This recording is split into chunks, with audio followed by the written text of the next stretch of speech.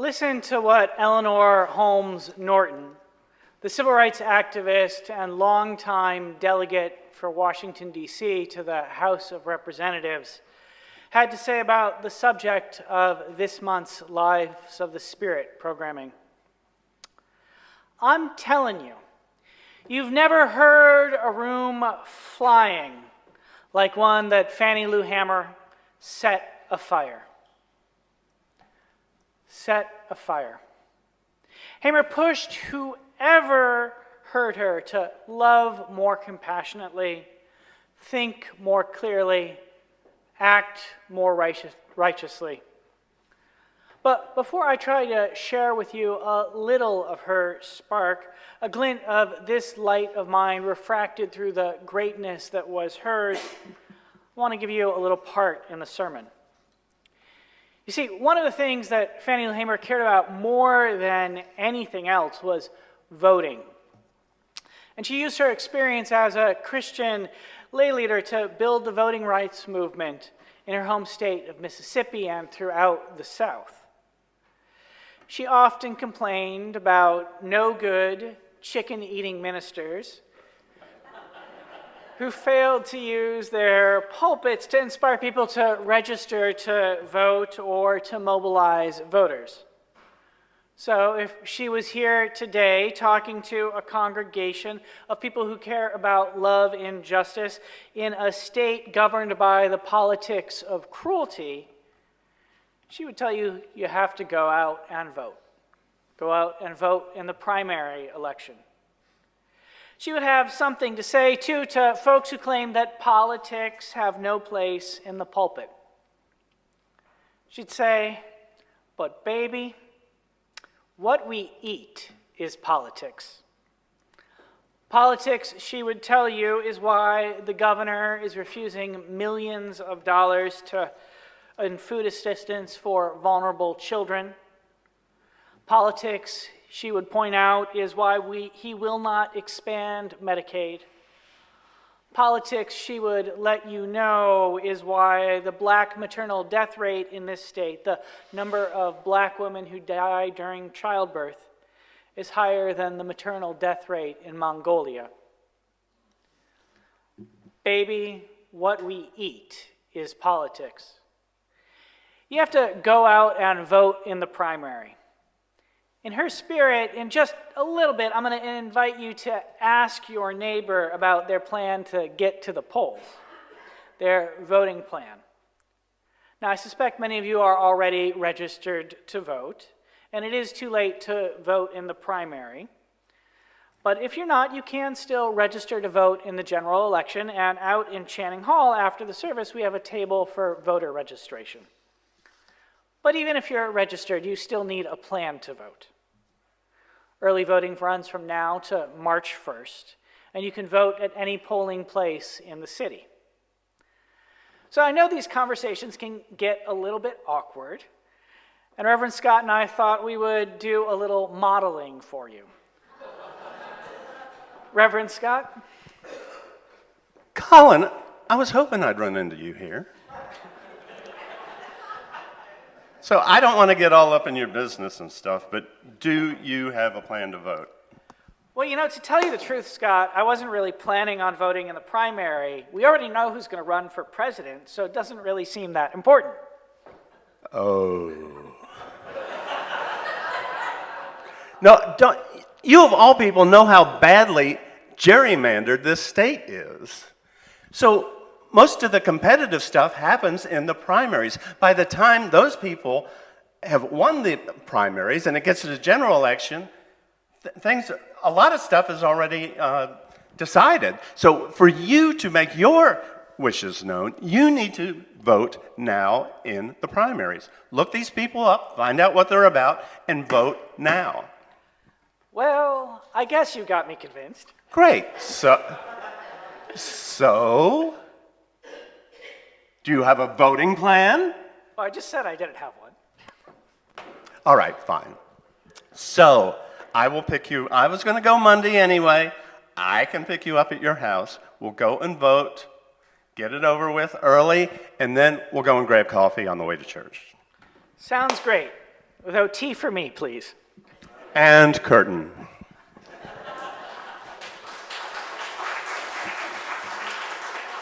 So now it is your turn to talk with your neighbor or someone sitting near with you about your plan to go and vote. So we're going to give you 2 minutes, and then Dr. Rock is going to bring us all back together with a verse of This Little Light of Mine.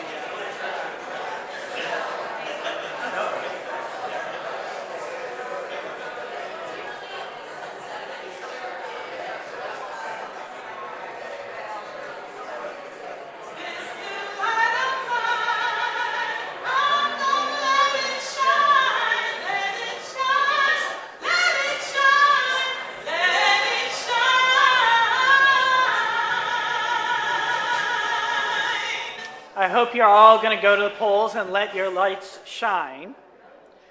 Register if you've not registered in Channing Hall after the service. And I hope that if I ever meet her in the afterlife, Fannie Lou Hamer will not accuse me of being the pescatarian equivalent of a no-good chicken-eating minister. This little light of mine set the room on fire. It has been said that Fannie Lou Hamer was the only person during the civil rights movement who was Martin Luther King Jr.'s peer as an orator. She might have even been his better. Such was her power that President Lyndon B. Johnson was afraid of her. When she was scheduled to speak at the 1964 Democratic National Convention, one of his most prominent allies told civil rights leaders, "The president will not allow that illiterate woman to speak from the floor of the convention." When she did anyway,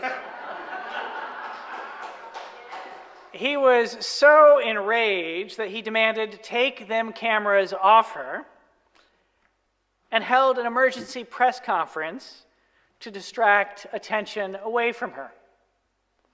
All the networks she was being broadcast on live television switched from her to him.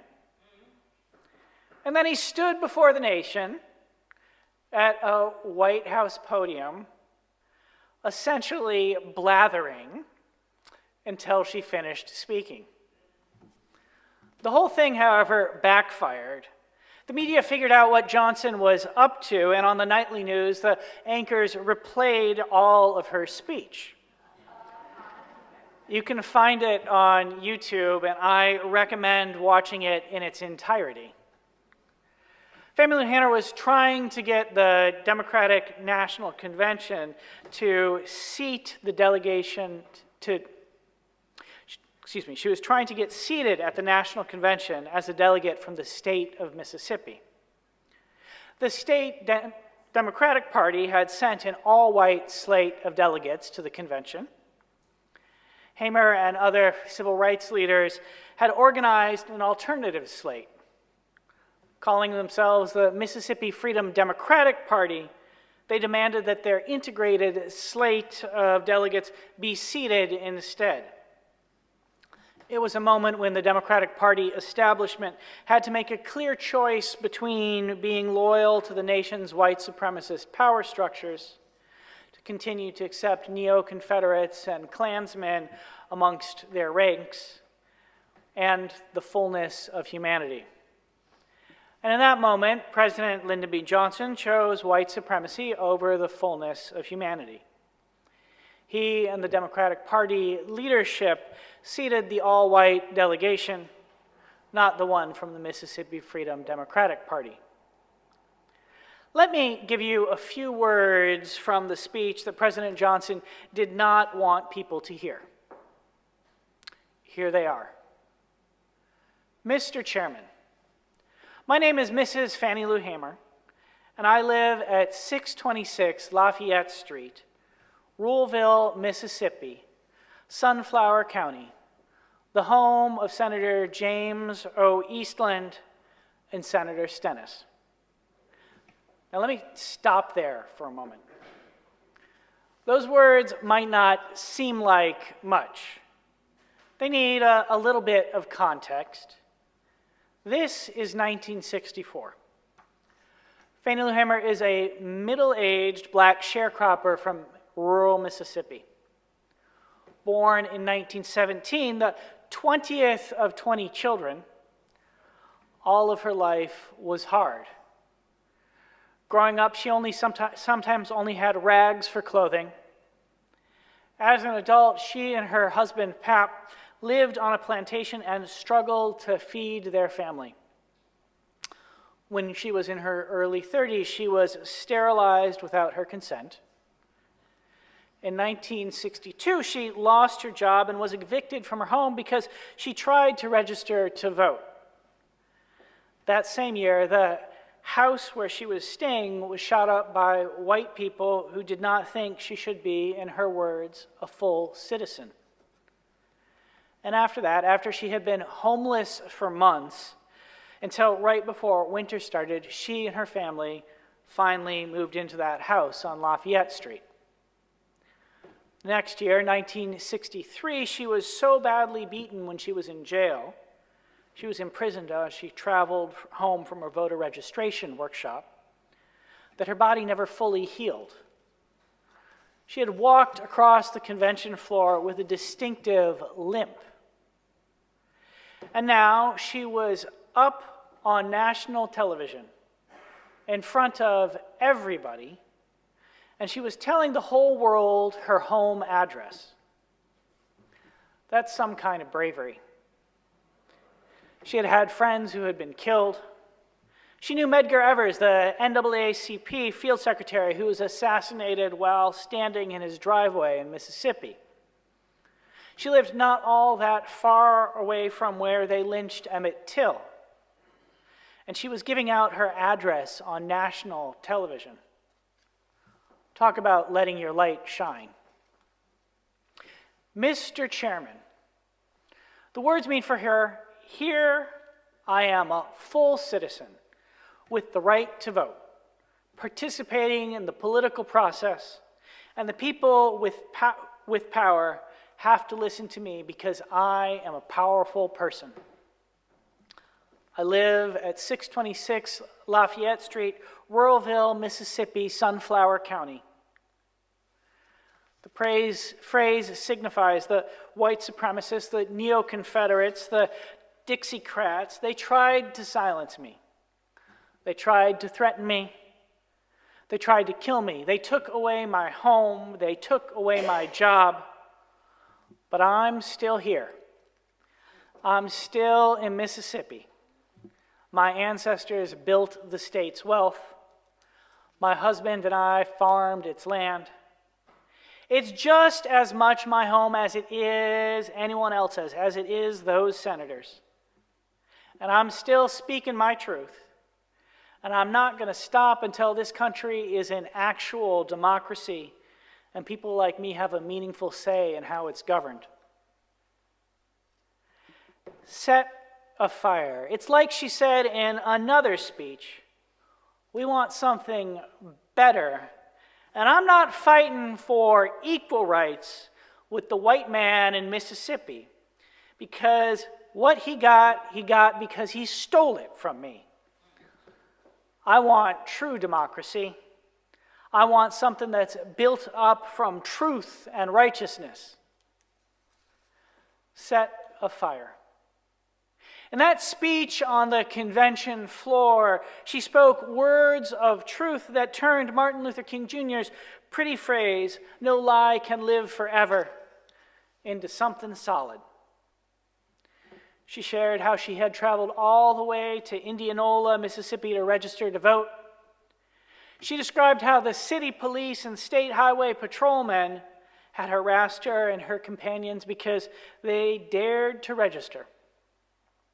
She told how when she got home, the owner of the plantation on which she lived said to her, "If you don't go down and withdraw your registration, you will have to leave. And if you do go down and withdraw, well, then you still might have to leave because we're not ready for that in Mississippi."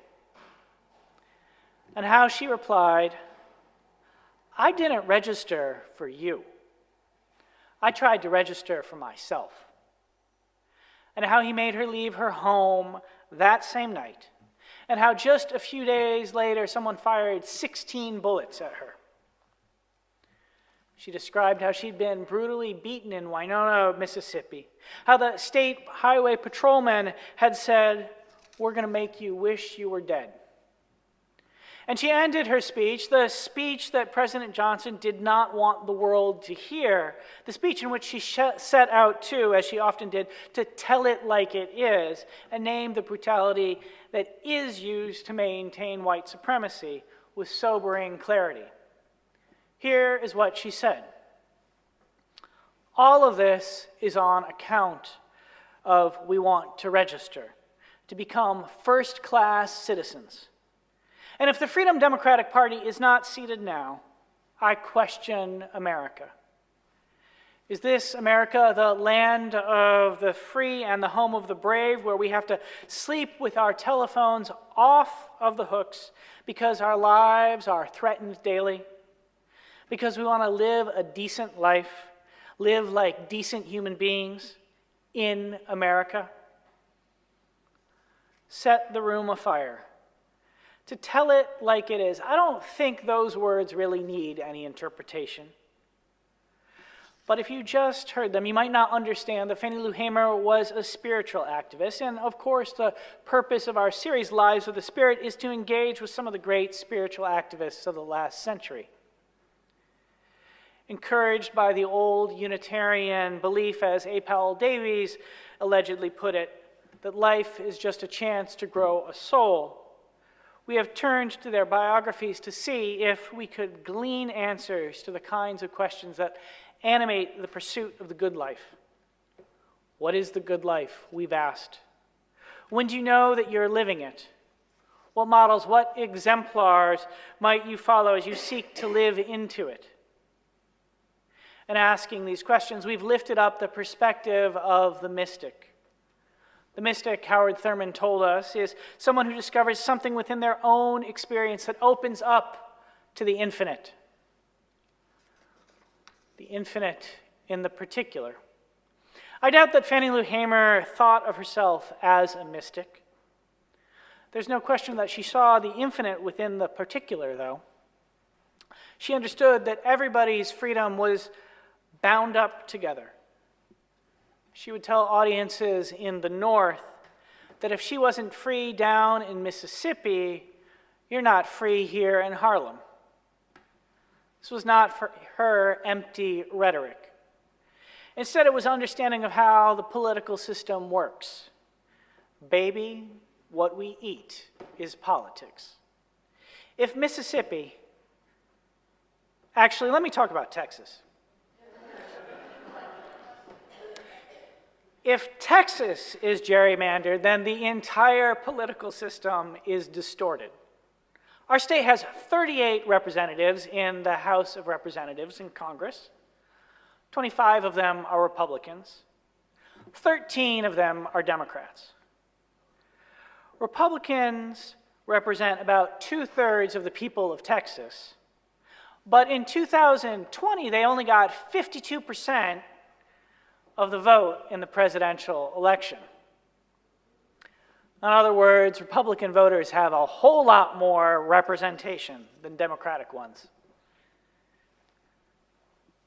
The situation is only somewhat different than it was in 1964 when Fannie Lou Hamer asked, How can a man be in Washington elected by the people when 95% of the people cannot vote in Mississippi? How many people can vote now? Yes, it's true, many more, though it often seems like Texas is trying to be at the leading edge of the science of voter suppression. But our state's gerrymandering means that so many of us go unrepresented in Washington. In 1964, of all of this, she said, "I am sick and tired of being sick and tired, and we want a change." Sick and tired of being sick and tired, and we want a change. Her words are true today. Her ability to speak truth was firmly rooted in her Christian faith. Her father had been a preacher. She could quote the Christian New Testament chapter and verse. She knew dozens of hymns by heart, wove them into her speeches, and sang in jail and on the picket line, "This little light of mine." The only way to be a Christian, she believed, was to be a social justice activist. Listen to how she started her first public speech, "I don't mind my light shining." From the 4th chapter of St. Luke, beginning at the 18th verse, "The Spirit of the Lord is upon me because he has anointed me to preach the gospel to the poor. He sent me to heal the brokenhearted, to preach deliverance to the captives, and recover the sight to the blind, to set at liberty those who had been bruised, and to preach the acceptable year of the Lord." Now the time have come that was Christ's purpose on earth, and it's no easy way out. We just got to wake up and face it, folks. And if I can face the issue, you can too. The Spirit of the Lord was upon her. She was anointed to preach good news to the poor. She healed the brokenhearted. She set at liberty the captives. The gospel story, the Spirit was literal for her. She saw that God made it plain for us when Bob Moses, an organizer from the Student Nonviolent Coordinating Committee, or SNCC, came to Mississippi to try to register people to vote. He sent a man to Mississippi with the same name that Moses had to go to Egypt, and tell him to go down to Mississippi and tell Ross Barnett, that was the governor, to let my people go. Moses and Moses. The name was no coincidence. It was the Spirit of God working through the people. It was the Spirit that was on her. The Spirit taught her that the church, or the religious community, had two principal purposes in the work of building up a true democracy. The first was that preachers had to discern the signs of the times and tell it like it is from the pulpit. Let's not have any no-good chicken-eating ministers, please. The second was to teach people how to live democratically. In the 1950s and 1960s in Mississippi, black people might not have been able to vote in elections and get people into political office, but they could select the leaders of their congregations, form committees to run a church, organize community meals, learn to speak from a pulpit and sing together. To tell it like it is, to live democratically. One of my favorite essays is by the great Trinidadian writer C.R.L. James. It is titled, "Every Cook Can Govern." In it, James makes the simple point that a genuine democracy is one that ensures that everyone has the opportunity to participate in governance. Governance by the common people, he believed, was not just possible, but necessary. Fannie Lou Hamer understood this perhaps more than any other civil rights leader. She ran for Congress. She ran for Senate. She had only a few years of schooling, but she knew what working people needed, and she knew what they had to do to get those needs met. Baby, what we eat is politics. Her efforts were not just electoral. She started a farming cooperative. She started a pig bank, an effort that helped rural families build their wealth by building communal herds of livestock.